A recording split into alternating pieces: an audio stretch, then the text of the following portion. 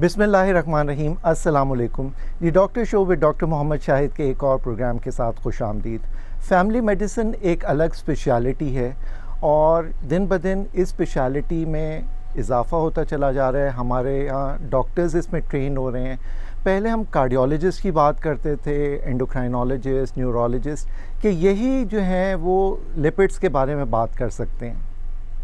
लेकिन अब हमने देखा है कि बहुत सारे मरीज़ और अक्सर मरीज़ जो हैं वो अपने फैमिली फ़िज़िशियन के पास जाते हैं और उन्हीं से डायबिटीज़ का इलाज करवाते हैं, कोलेस्ट्रॉल का, ब्लड प्रेशर का, शुगर का। ये सारे इलाज जो हैं फैमिली फ़िज़िशियन कर रहे हैं आजकल।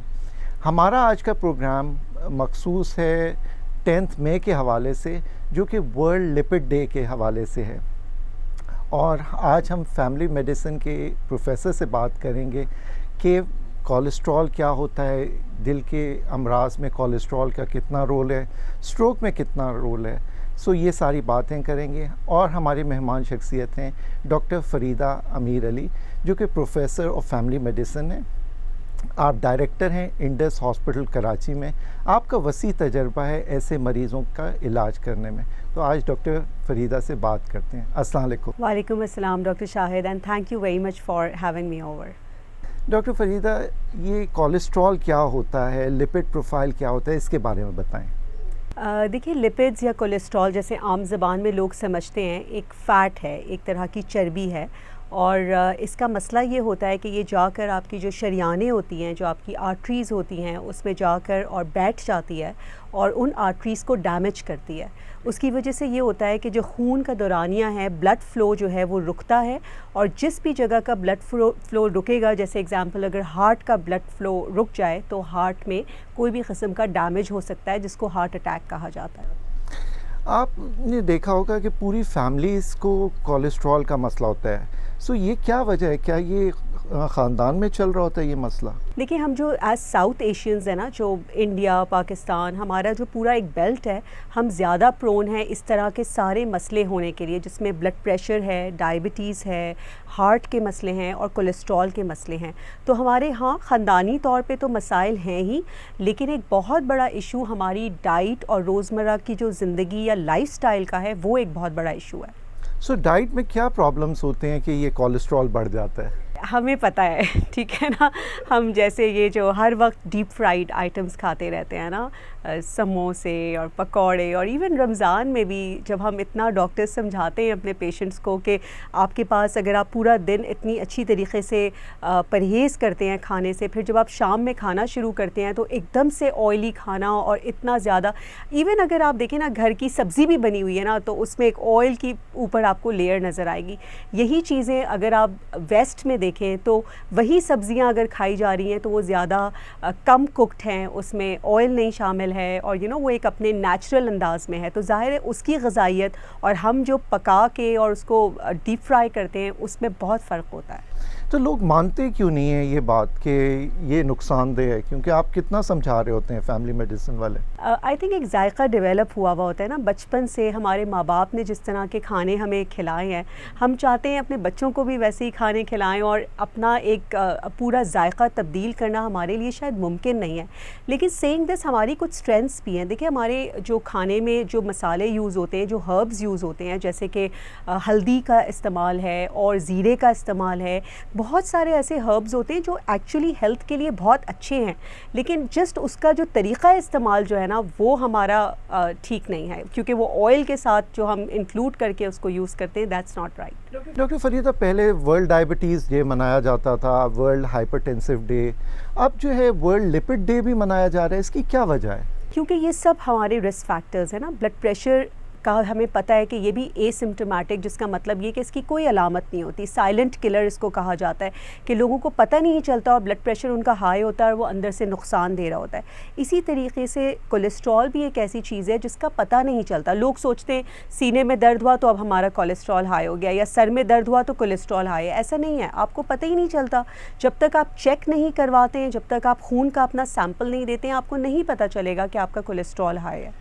ये 12 घंटे का क्या फाका करना ज़रूरी है? क्योंकि अक्सर लोग कहते हैं कि ये टेस्ट कराना मुश्किल काम है क्योंकि 12 घंटे हम भूखे नहीं रह सकते। देखिए, इसमें कोलेस्ट्रॉल के ना काफ़ी सारे कंपोनेंट्स होते हैं। एक तो मैं ये समझती हूँ, बीइंग अ फैमिली फिजिशियन, बहुत आराम से हम एक लिपिड प्रोफाइल पे मार्क करके लोगों के 8 टेस्ट करा लेते हैं कोलेस्ट्रॉल के, जो कि सारे ज़रूरी भी नहीं होते। अच्छा। इसमें एक दो टेस्ट जो ज़्यादा ज़रूरी होते हैं, जैसे कि LDL है, वो बग़ैर फास्टिंग के भी कराया जा सकता है। तो यही बात है कि अगर पेशेंट फास्टिंग नहीं कर सकता है और अगर वो आपके पास आ गया है और आज ही टेस्ट अगर दे दे वो, तो बहुत अच्छा रहता है। तो मैं तो कोशिश करती हूँ कि एक ही कोलेस्ट्रॉल का सबसे इम्पॉर्टेंट टेस्ट करवा लूँ बग़ैर फास्टिंग के, लेकिन करवा लूँ, वरना वो पेशेंट कभी आता ही नहीं करवा के टेस्ट। सही।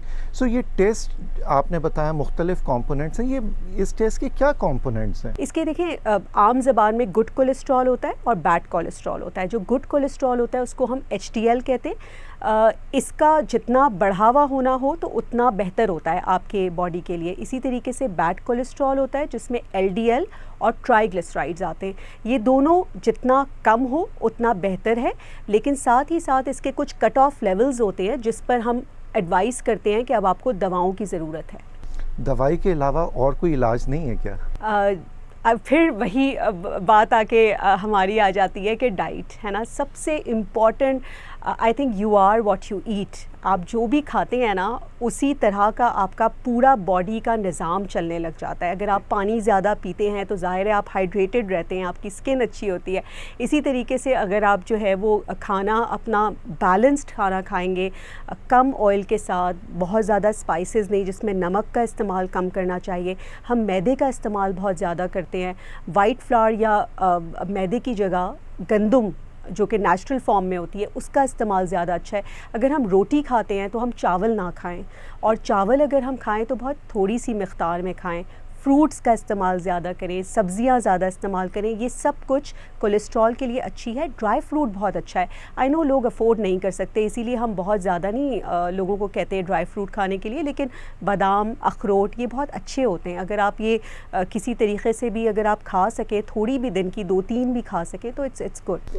आपने बिरयानी का जिक्र नहीं किया, उसका जिक्र करें कि उसमें कितना कोलेस्ट्रॉल है, क्योंकि आजकल हर गली के अंदर एक बिरयानी शॉप खुल गई है और बहुत आसान है ना, शॉपर में लें और खाएं। आई नो, लेकिन वही बात है ना कि खाएं मगर कम खाएं, है ना। अगेन जब क्वांटिटी को लिमिट कर सकते हैं ना, ज़रूरी तो नहीं कि आप वही पहाड़ी बना के खाएं एवरी टाइम, है ना।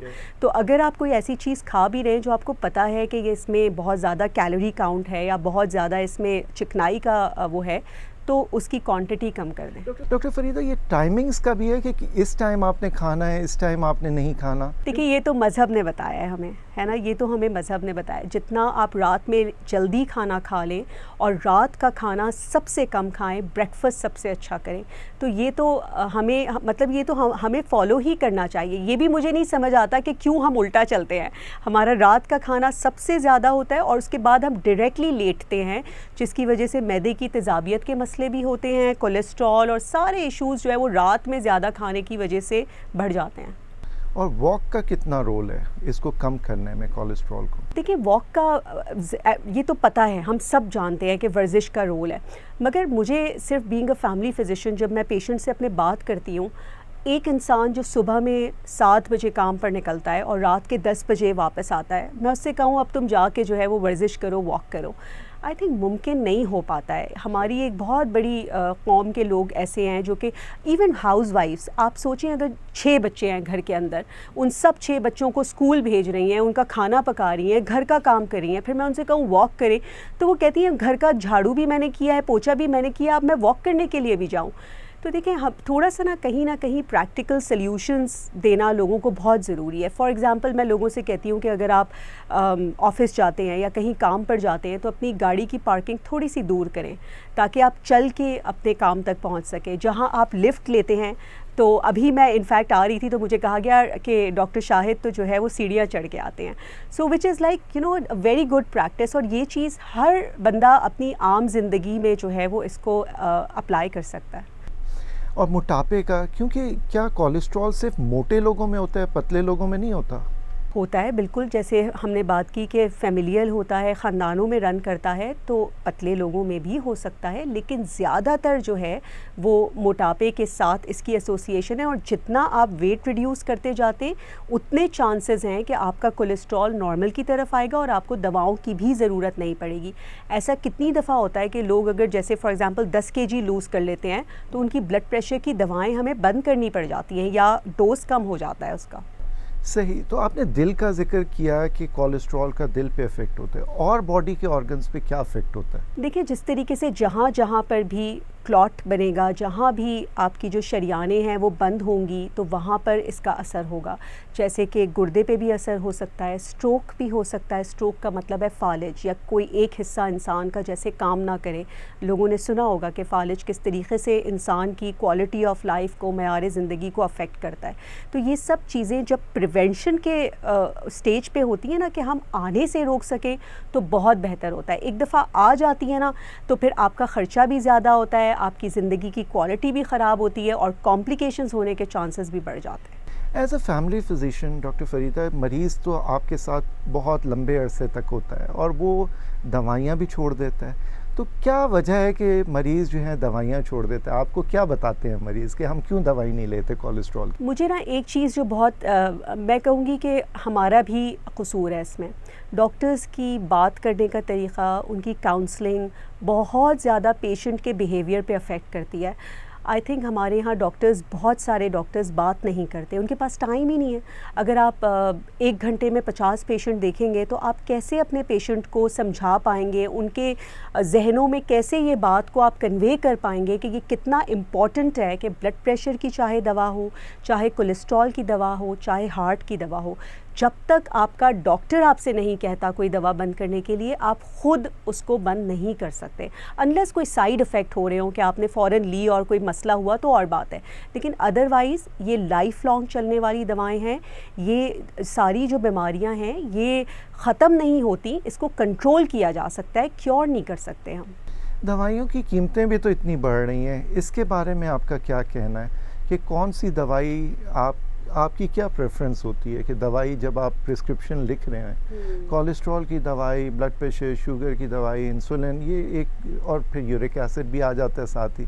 सो किस तरह आप मुमकिन करते हैं कि मरीज़ ये अफोर्ड कर ले? देखिए, ये एक बहुत ही कॉम्प्लेक्स एक वो है जो कि हर डॉक्टर अपने तरीक़े से इसको, अपनी बेहतरीन तरीके से इसको मैनेज करने की कोशिश करता है। लेकिन मैं ये समझती हूँ कि जैसे फॉर एग्ज़ाम्पल एक पेशेंट को अगर 4 बीमारियाँ हैं और वो 2 के लिए दवाएं अफोर्ड कर सकता है, तो मैं ऐसी बीमारियों को प्रायोरिटाइज़ करूँगी कि जो कि उसके लिए जानलेवा हो सकती है या जो कि एब्सोल्युटली इम्पॉर्टेंट है कि उसको कंट्रोल किया जाए। फॉर एग्ज़ाम्पल अगर एक पेशेंट का शुगर ही कंट्रोल नहीं है, उसके पास शुगर की दवा लेने के भी पैसे पूरे नहीं हैं, तो मैं अगर उसको 2 और दवाएं ऐड कर दूंगी, कोलेस्ट्रॉल की भी और शायद यूरिक एसिड की भी, तो वो शुगर की दवा छोड़ देगा और उसको जितना नुकसान होगा, वो चाहे वो 2 दवाएं मैंने ऐड की है उससे उसको उतना फ़ायदा नहीं होगा। तो आई थिंक ये ना बड़ा इम्पॉर्टेंट है कि एक डॉक्टर ये बात समझे कि पेशेंट की भी अपनी मजबूरियाँ हैं। हमारे यहाँ पर गवर्नमेंट की तरफ से नहीं हमें फ्री फैसिलिटीज़ मिलती हैं और हर किसी का एक्सेस भी नहीं है अच्छी हेल्थ केयर को।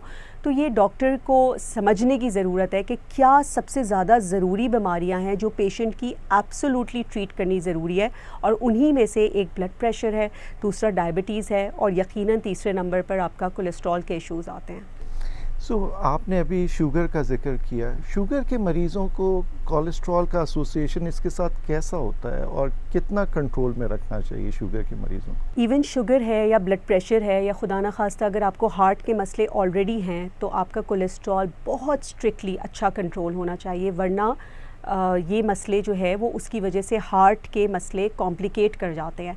एक दफ़ा हार्ट का प्रॉब्लम होके दूसरी दफ़ा हो जाता है। अगर स्ट्रोक अल्लाह ना करे हुआ है, फालिज का अटैक हुआ है और आपके कोलेस्ट्रॉल बढ़े हैं, तो स्ट्रोक के चांसेस बढ़ जाते हैं फिर से होने के। और आप सोचिए अगर एवरी टाइम आपका कोई एक ऑर्गन काम करना छोड़ दे, एक हाथ काम करना छोड़ दे या पाँव काम करना छोड़ दे, तो कुछ ही अरसे में आपकी लाइफ क्या रह जाएगी उसकी क्वालिटी। सो कोलेस्ट्रॉल की भी मुख्तलिफ इकसाम है जैसे आपने बताया, उसमें एक है ट्राइग्लिसराइड्स। सो इसके बारे में बताएं कि ट्राइग्लिसराइड्स कितना इम्पोर्टेंट है और इसको कंट्रोल करना क्यों ज़रूरी है। देखिए ये भी एक बैड कोलेस्ट्रॉल का ही कंपोनेंट है, जैसे कि एलडीएल है वैसे ट्राइग्लिसराइड है। ट्राइग्लिसराइड का सिर्फ थोड़ा सा ये मसला है कि अगर शुगर आपकी बहुत ज़्यादा बढ़ी हुई हो तो ट्राइग्लिसराइड भी उसी के साथ साथ बढ़ जाते हैं। तो पहले हम ये करते हैं कि लोगों की शुगर अच्छी कंट्रोल करके और फिर ट्राइग्लिसराइड्स को मैनेज करते हैं। लेकिन जो सबसे इंपॉर्टेंट जो कोलेस्ट्रॉल का कंपोनेंट होता है ना, जिस पे डॉक्टर्स का या कार्डियोलॉजिस्ट का सबसे ज़्यादा जोर होता है, वो एलडीएल होता है। ठीक है। सो आपने शुगर का ज़िक्र किया और साथ ही इंसुलिन भी, क्योंकि सबसे अच्छी दवाई इंसुलिन है। सो फैमिली मेडिसिन के हवाले से मैं हर डॉक्टर से पूछता हूँ, कार्डियोलॉजिस्ट से, एंडोक्राइनोलॉजिस्ट से, एज अ फैमिली फिजिशियन आपका क्या ख्याल है कि इंसुलिन देनी चाहिए? क्योंकि मरीज़ आके कहता है डॉक्टर साहब दवाइयाँ दे दें, आप इंसुलिन पे ना रखें, तो इस बारे में आप बताएं। मैं अपने सारे पेशेंट्स को ये बात समझाती हूँ, जब भी लोग इंसुलिन से भागते हैं तो मैं उनको समझाती हूँ कि देखिए आपके जो पैनक्रियाज हैं, जो आपका लबलबा है, वो इंसुलिन सिक्रीट करता है, जिसकी वजह से आपकी शुगर कंट्रोल में रहती है। जब तक वो थोड़ी भी इंसुलिन सिक्रीट कर रहा होता है, तब तक जब हम दवाएं देते हैं, खाने वाली दवाएं, तो वो काम करती हैं, क्योंकि वो उस इंसुलिन के काम को थोड़ा सा बढ़ा देती हैं। अगर आपके जिस्म में इंसुलिन बिल्कुल ख़त्म हो गई हो तो हम चाहे जितनी भी दवाएं आपको देते रहें, वो इंसुलिन का काम नहीं कर सकती। तो जब तक हम आपको इंसुलिन दे नहीं देते तब तक आपकी शुगर कंट्रोल में नहीं आएगी, और अगर शुगर कंट्रोल में नहीं आएगी तो आपके सारे ऑर्गन्स आहिस्ता आहिस्ता करके ख़त्म होते जाएंगे। तो इंसुलिन की ज़रूरत है, ना कि ऐसा है कि आप ये सोचें कि इसका नशा हो जाएगा और फिर छूटेगी नहीं। हाँ, ये नहीं छूटेगी, क्योंकि अब जिस्म में आपके इंसुलिन है ही नहीं, तो कैसे छूटेगी? देनी तो पड़ेगी ही ना आपको, आज नहीं तो कल लेनी पड़ेगी, लेकिन बहरहाल आपको ज़रूरी है तो लेनी चाहिए। और हामला ख़वातीन गैस्ट्रेशनल डायबिटीज़ उनमें काफ़ी कॉमन है पाकिस्तान में, जो आपने वजूहात बताई। सो उसमें इंसुलिन का क्या रोल है? उसमें तो है ही इंसुलिन का रोल, क्योंकि उसमें इंसुलिन के थ्रू ही जो है वो बच्चे की अच्छे से जो ग्रोथ होती है उसको हम यकीनी बना सकते हैं। अगर आपके बॉडी में शुगर, और आपको पता है कि जब आपके प्रेगनेंसी में शुगर होती है तो उसका कंट्रोल और भी ज़्यादा अच्छा होने की ज़रूरत है एक आम इंसान के बनिस्बत। तो इसलिए क्योंकि बच्चे की ग्रोथ उस पर डिपेंडेंट होती है ना। अगर आपके बॉडी में ग्लूकोज बढ़ जाएगा तो बच्चे की जो उसके ऑर्गन्स की जो डेवलपमेंट है वो अफेक्ट हो जाती है। तो बच्चे की पैदाइश में प्रॉब्लम हो सकता है, खुदा ना खास्ता बच्चे की पेट में डेथ हो सकती है, बहुत कुछ इस तरह के कॉम्प्लिकेशंस है। तो शुगर का कंट्रोल प्रेगनेंसी में और भी ज़्यादा ज़रूरी है, जैसे कि एक आम इंसान से भी बढ़ के। आपके ख़्याल से ख़वातीन में दिल के अमराज क्या बढ़ रहे हैं और उसकी क्या वजूहात हैं? आम तौर पे ख़वातीन में दिल के अमराज मेनोपॉज़ के बाद बढ़ते हैं, जब माहवारी ख़त्म हो जाती है उसके बाद, क्योंकि उसमें जो प्रोटेक्टिव कुछ हार्मोन्स होते हैं जो उनके दिल को प्रोटेक्ट करते हैं वो आहिस्ता आहिस्ता करके ख़त्म होते जाते हैं। लेकिन अब जो है वो हम देखते हैं कि यंगर ख़वातीन में भी हार्ट की बीमारियाँ, ब्लड प्रेशर, शुगर, ये सब चीज़ें प्रेजेंट करने लगी हैं। और आई थिंक ये सारा हमारा लाइफस्टाइल है, क्योंकि देखिए जीन्स तो वही चली आ रही है ना जो आज से 50 साल पहले भी थी, लेकिन हमारे जो लाइफस्टाइल है ना वो वर्स से वर्स होती जा रही है। पहले जहाँ साइकिलों पे घूमते थे तो अब हम जो है ना वो गाड़ियों में घूमते हैं। तो अब वो हमारी एक्सरसाइज, वर्जिश अब एक लाइफ का हिस्सा ही नहीं रही। पहले हमारे पास जो है ख़ुद काम करते थे, तो अब हमारे पास मेड्स होती हैं काम करने के लिए, तो एक वो चल रहा है ना, साइकिल चल रहा है जो ब्रेक नहीं कर सकते हम। स्मोकिंग का कितना रोल है कोलेस्ट्रॉल, शुगर, ब्लड प्रेशर इसमें? देखिए मैं लोगों को कहती हूँ कुछ तो अल्लाह ताला की तरफ से बीमारियाँ दी हुई हैं ना आपको। शुगर, ब्लड प्रेशर शायद आप अगर आपकी जीन्स में है तो कभी ना कभी तो ज़ाहिर होनी है, लेकिन कुछ मसले हमारे ख़ुद के खड़े किए हुए हैं। तो कम से कम अगर अल्लाह की तरफ से कुछ इम्तहानात हैं तो आप ख़ुद के लिए तो अपने मसले कम कर देना। तो स्मोकिंग तो ऐसी चीज़ है ना जो आप ख़ुद ही कर रहे हैं, बंद कर दें। और स्मोकिंग के अलावा टोबैको लोग कितना खाते हैं। ख़वातीन जो है वो सुपारियों में टोबैको का इस्तेमाल कर रही हैं। इट्स सो सरप्राइजिंग कि एक जगह हमारे पास खाने के पैसे नहीं हैं, एक जगह हमारे पास मेडिसिन्स के पैसे नहीं हैं, और दूसरी जगह हम जो है वो नस्वार खाते हैं और मुंह के अंदर हर वक्त हमारा टोबैको चल रहा होता है। ये गुटखे के बारे में बताएं। ये फैमिली मेडिसिन के क्लिनिक के अंदर बहुत सारे पेशेंट्स आते हैं, पूरा ख़ानदान खा रहा होता है गुटखा। जब से बैन हुआ है ना तब से अब कोई मानता नहीं है गुटखा खा रहे हैं वो। हमें कहते हैं हम नहीं खाते हैं, लेकिन मुंह पूरा लाल होता है, हमें नज़र आ रहा होता है, वो स्मेल भी आ रही होती है, सब पता होता है, लेकिन मानता कोई भी नहीं है। और ख़वातीन में क्योंकि आप सुपारियाँ, अच्छा, टोबैको वाली सुपारियाँ, तो यूजुअली गुटखा नहीं खाते हैं वो, लेकिन कुछ ऐसी आजकल ये भी नई नई चीज़ें आने लगी है, जैसे यंगस्टर्स में अब हम सुनते हैं ना, पहले कभी आइस हमने सुना भी नहीं था, लेकिन अब वो भी आ गया है। इसी तरह जो एक लोअर तबके की ख़वातीन है वो टोबैको वाली सुपारियाँ खाती हैं। डॉक्टर फरीदा, एक पेशेंट मेरे पास आए, डायबिटिक हैं, सो मुझे काफ़ी अरसे से दिखाते हैं और गुटखा खाते हैं। सो वाइफ भी आई, मैंने कहा इनको समझाएं कि ये गुटखा ना खाएं, कह रहे हैं ये तो ख़ुद भी खाती है, तो ये मुझे क्या समझाएंगी।